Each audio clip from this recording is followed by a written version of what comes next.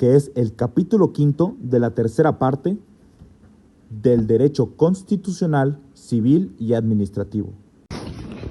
El régimen financiero de la Administración Federal. El Estado y las finanzas públicas. El Estado federal, para poder llevar a cabo todas las actividades que le son propias en cada una de las esferas de su competencia, funciones legislativas, ejecutivas y judiciales, correspondientes a cada uno de los tres poderes que lo integran,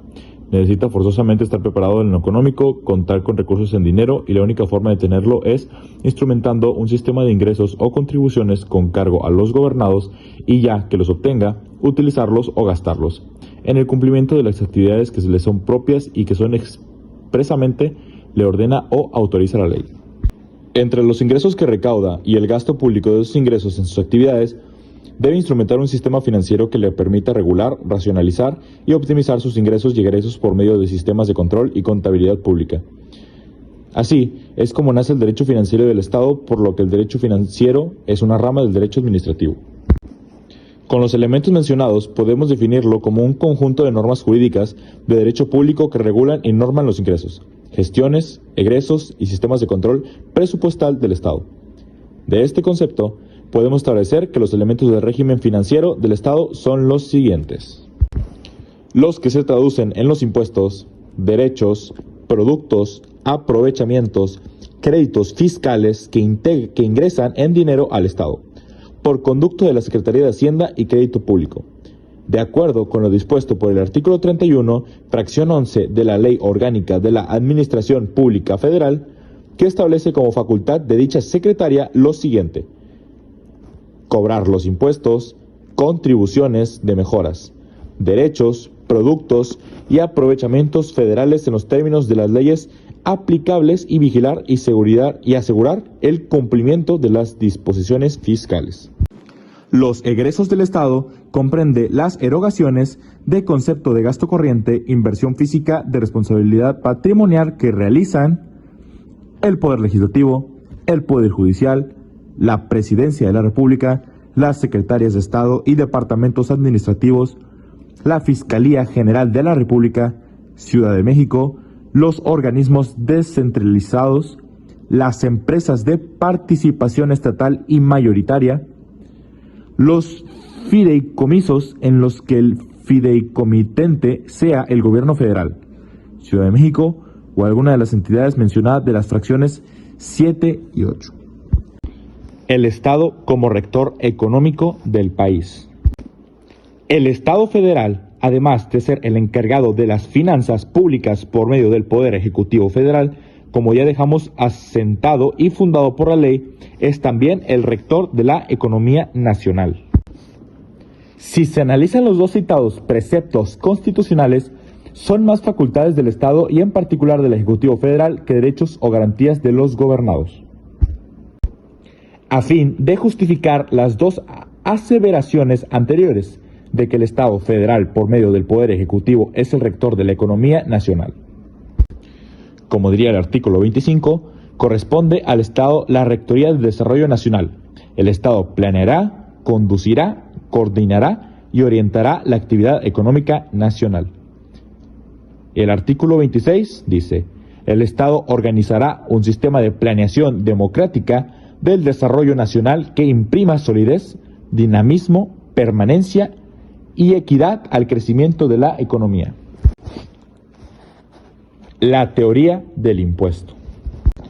La definición y principios del impuesto lo podemos definir como una contribución unilateral sin contraprestación y que en forma obligatoria impone el Estado a los particulares, a fin de cubrir sostenimiento y gastos públicos. Es unilateral porque se impone por una sola voluntad, que es la del Estado. Lo impone el Estado a los particulares facultado para ello por la ley. La finalidad es obtener ingresos para el sostenimiento de la administración pública del Estado y su gasto en las actividades que le son propias. En el concepto impuesto podemos detectar los siguientes principios: de legalidad, de generalidad, de proporcionalidad y equidad, de certeza, y de relación con el gasto público. Respecto al principio que debe obedecer un impuesto en cuanto a su proporcionalidad y equidad, la fijación de un impuesto hacia un particular o gobernado debe ser en proporción al capital que afecta. La cantidad de dinero que se cobra por un impuesto no debe ser igual para todos los capitales que afecta, puesto que para los capitales grandes sería un pago de impuestos irrisorio, mientras que para un empeño capital la misma cantidad a pagar por concepto de impuesto sería exorbitante.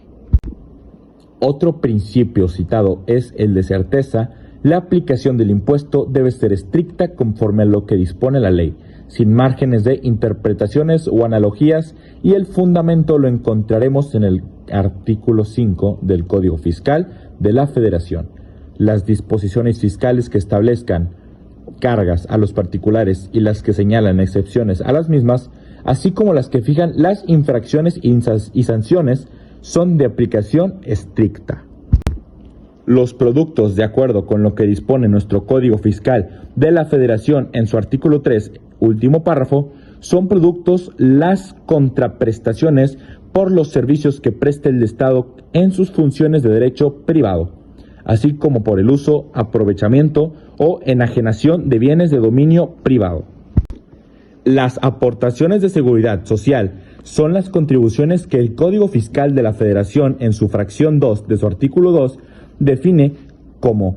las contribuciones establecidas en la ley a cargo de personas que son sustituidas por el Estado en el cumplimiento de obligaciones fijadas por la ley en materia de seguridad social, o a las personas que se beneficien en forma especial por servicios de seguridad social proporcionados por el mismo Estado.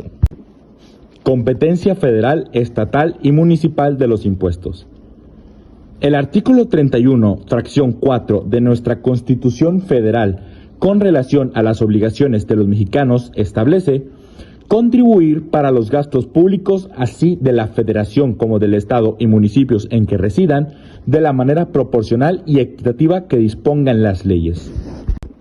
Los municipios tendrán las contribuciones y otros ingresos que las legislaturas estatales establezcan en su favor por medio de una ley expedida por el Congreso del Estado al cual pertenecen, relativas a las tasas adicionales que establezcan los estados sobre la propiedad inmobiliaria, de su fraccionamiento, división, consolidación, traslación y mejora, así como las que tengan por base el cambio de valor por los inmuebles, además de las participaciones federales que les serán cubiertas por la Federación a los municipios con arreglo a las bases, montos y plazos que anualmente determinen las legislaturas de los estados.